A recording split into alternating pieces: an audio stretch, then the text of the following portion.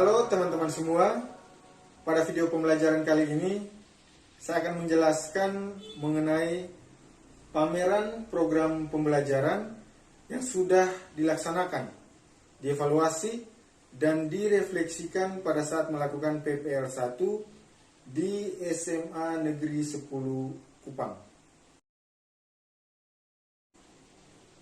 Bagian pertama yang akan saya jelaskan adalah komponen modul ajar yang telah saya susun dan telah saya laksanakan pada siklus ketiga PPL 1 di SMA Negeri 10 Kupang dengan topik sistem rangka pada manusia. Di dalam modul ajar yang telah saya susun dan telah saya laksanakan, memuat beberapa komponen. Yang pertama adalah informasi umum. Informasi umum meliputi yang pertama nama penyusun Paskalistokan SPD saya sendiri, nama sekolah SMA Negeri 10 Kupang, mata pelajaran biologi tahun ajaran 2022-2023 kelas 11 fase F, alokasi waktunya 180 menit 2 jam pelajaran. Kompetensi awal, peserta didik sudah mempunyai pemahaman tentang sistem rangka pada manusia, profil pelajar Pancasila, beriman dan bertakwa kepada Tuhan Yang Maha Esa, dan berakhlak mulia, bergotong royong, mandiri, dan bernalar kritis. Sarana dan prasarana yang saya gunakan dalam pembelajaran, yang pertama adalah sarana elektronik, LCD, laptop, dengan video pembelajaran. Kemudian target peserta didik reguler. Model pembelajaran yang saya gunakan adalah kolaboratif dengan diferensiasi produk. Artinya nanti setelah pembelajaran, peserta didik diharapkan mampu menghasilkan sebuah proyek. Metode pembelajaran yang saya gunakan adalah diskusi, presentasi, dan tanya jawab. Capaian pembelajaran menganalisis struktur organ dan fungsinya, serta kelainan atau gangguan yang muncul pada sistem organ tersebut.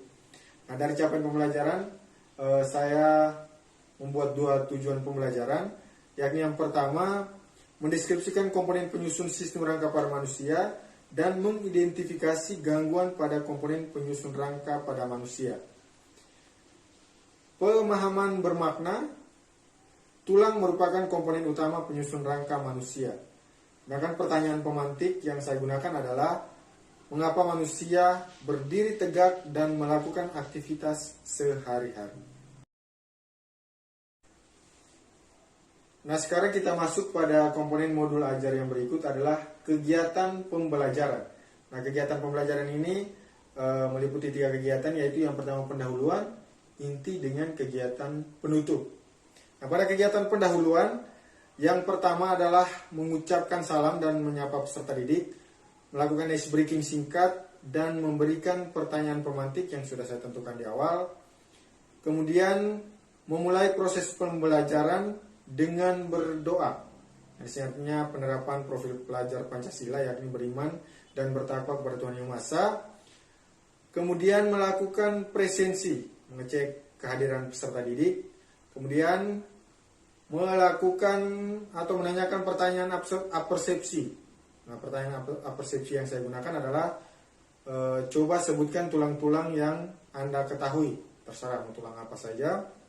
Kemudian yang berikut, guru memberikan motivasi pembelajaran tentang pentingnya mempelajari tulang penyusun tengkorak dan rangka pada manusia. Kemudian yang terakhir adalah guru menyebutkan tujuan pembelajaran. Kemudian masuk ke kegiatan inti. Nah, kegiatan inti dimulai dengan membagi peserta didik ke dalam kelompok sesuai dengan gaya belajar. Jadi di sini saya membagi kelompok berdasarkan gaya belajar yang visual, auditori, dengan kinestetik. Nah, dalam kegiatan inti ini, kegiatan-kegiatan yang dilakukan yang pertama adalah stimulasi atau memberikan rangsang. Guru menampilkan video pembelajaran dengan menggunakan LCD. Itu untuk penyampaian materi singkat. Kemudian identifikasi masalah. Guru membagikan LKPD pada peserta didik. Jadi di masing-masing kelompok diberikan LKPD. Pengumpulan data, membaca buku referensi ataupun internet. Kemudian pengolahan data, peserta didik mengerjakan LKPD dalam tim dan saling berdiskusi. Kemudian pembuktian, verifikasi hasil diskusi pengerjaan LKPD dengan bahan dari buku referensi ataupun dari internet. Kemudian menarik kesimpulan, peserta didik mempresentasikan hasil LKPD-nya di depan kelas. Yang terakhir adalah mandiri dan bernalar kritis. Guru dan peserta didik menyimpulkan hasil diskusi dalam kelompok. Nah, jadi setelah melakukan diskusi di kelompok, saya mempersilakan kepada masing-masing kelompok untuk mempresentasikan hasil kerjanya di depan, kemudian kelompok lainnya menanggapi ataupun memberikan pertanyaan. Nah, kegiatan yang terakhir pada kegiatan pembelajaran adalah kegiatan penutup yang meliputi membimbing peserta didik untuk menyimpulkan hasil pembelajaran hari ini. Kemudian yang kedua adalah memberikan kuis sebagai bahan refleksi pada peserta didik. Jadi kuis-kuis ini adalah bentuk-bentuk pertanyaan singkat yang diberikan kepada peserta didik setelah melakukan proses pembelajaran. Sebagai bahan refleksi apakah peserta didik mengerti dengan pelajaran yang telah diikutinya. Kemudian yang terakhir adalah menutup pertemuan dengan doa dan mengucapkan salam. Jadi pada bagian akhir, guru menentukan salah seorang peserta didik untuk memimpin doa penutup. Nah, bagian yang berikut dari modul ajar adalah asesmen atau penilaian. Nah, asesmen ini ada empat asesmen yang saya gunakan. Yang pertama, asesmen formatif untuk penilaian kognitifnya melalui hasil kerja di LKPD. Kemudian asesmen formatif yang kedua itu dari keterampilan. Nah, keterampilan ini dinilai pada saat melakukan diskusi dalam kelompok. Kemudian asesmen formatif berikut adalah asesmen sikap. Nah, itu juga dinilai pada saat mengikuti pembelajaran. Kemudian yang terakhir adalah asesmen sumatif. Nah, asesmen sumatif ini saya memberikan tugas kepada peserta didik untuk membuat sebuah proyek, dalam hal ini membuat sebuah video menyebutkan nama-nama tulang dari tengkorak sampai ke kaki dalam bahasa Latin, dibuatnya dalam bentuk video. Nah, tugas ini sebagai nilai dari asesmen sumatif. Kemudian komponen yang berikut adalah pengayaan dan remedial. Nah, remedial ini untuk peserta didik yang belum mencapai tujuan pembelajaran, diberikan materi pembelajaran dalam bentuk video untuk dipelajari secara mandiri. Nah, untuk pengayaan memberikan tips untuk menghafal nama-nama tulang dalam bahasa Latin dengan bernyanyi. Kemudian komponen yang terakhir adalah refleksi peserta didik dan guru. Nah, untuk peserta didik, refleksinya yang pertama adalah memberikan kuis berupa pertanyaan singkat untuk menguji pengetahuan peserta didik tentang apa yang telah dipelajari dan hal baru apa yang diperoleh. Nah, selain memberikan kuis, peserta didik juga diberikan pertanyaan-pertanyaan langsung apakah pembelajaran yang telah dilakukan itu apakah menyenangkan ataupun ada kekurangan, disampaikan secara lisan. Kemudian refleksi untuk guru itu ada 5. Yang pertama, apakah pelaksanaan kegiatan sudah sesuai dengan perencanaan? Apa yang dirasakan baik dari pembelajaran hari ini? Kesulitan apa saja yang dihadapi? Apa tahapan kegiatan pembelajaran yang perlu mendapat perhatian khusus? Dan yang terakhir adalah apa yang dapat dilakukan untuk memperbaiki kegiatan pembelajaran berikutnya.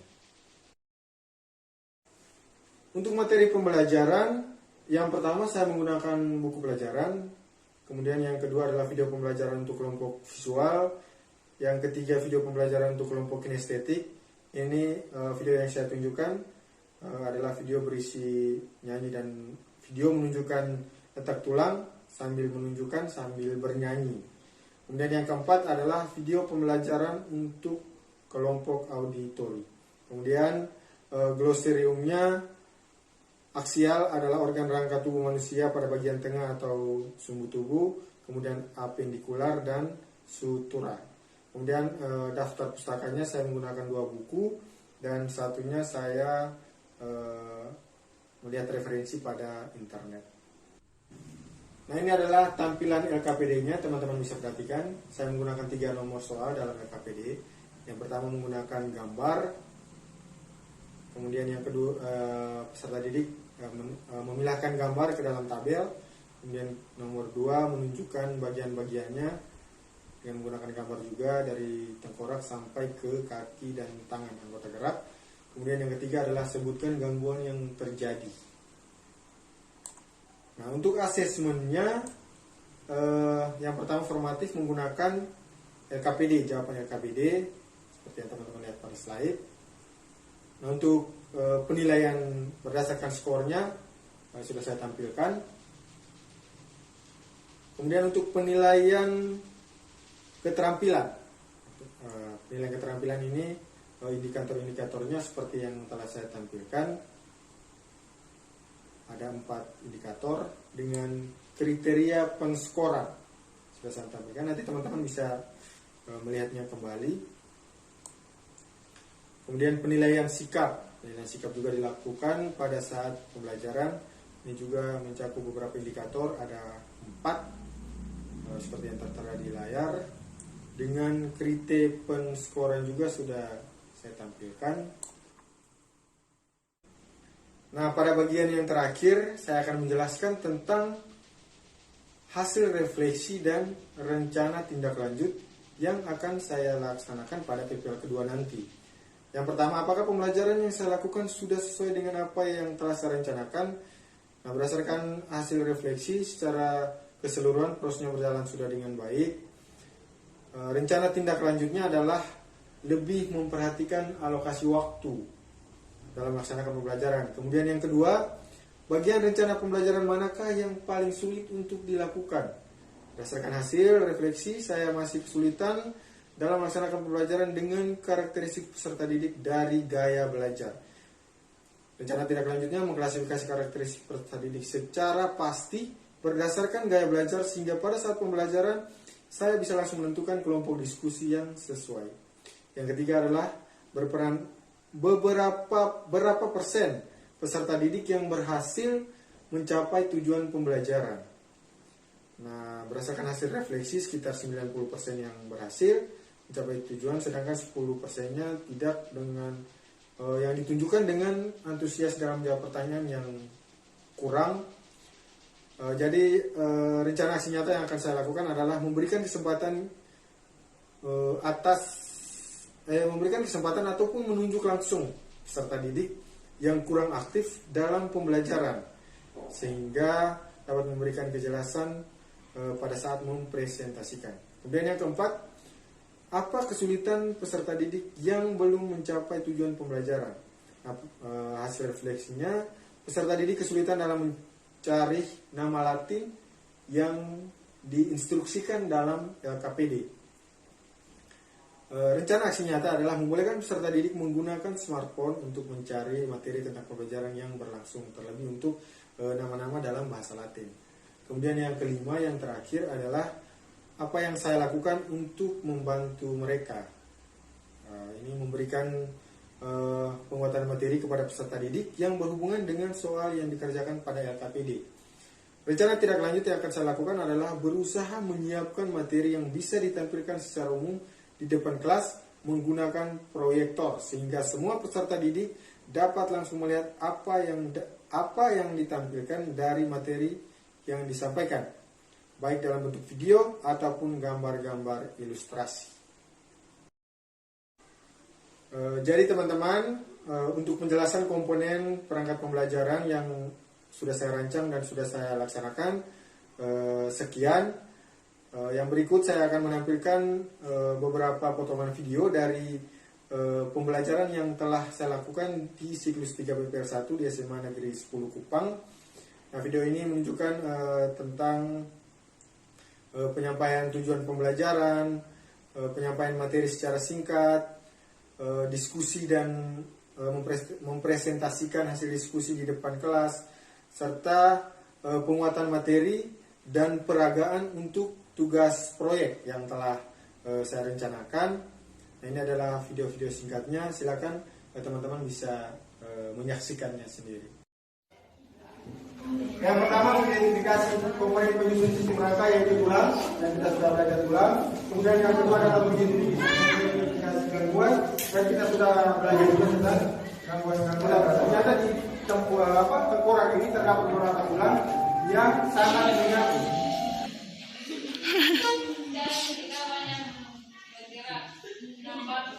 Jadi yang diingat kan? Frontalis parietal, occipital, temporal, sphenoidal, nasal, maxilar, mandibular, dramaticum, lacrimal, palatum.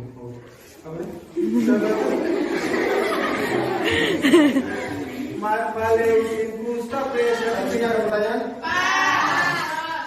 Bagaimana pembelajaran kita hari ini? Apakah menyenangkan, membosankan? Semoga betul-betul menyenangkan walaupun waktu istirahatnya. Demikian presentasi dari saya mengenai pameran perangkat pembelajaran yang telah saya susun, saya laksanakan dan sudah dievaluasi serta direfleksikan pada siklus ketiga PPL 1 di SMA Negeri 10 Kupang.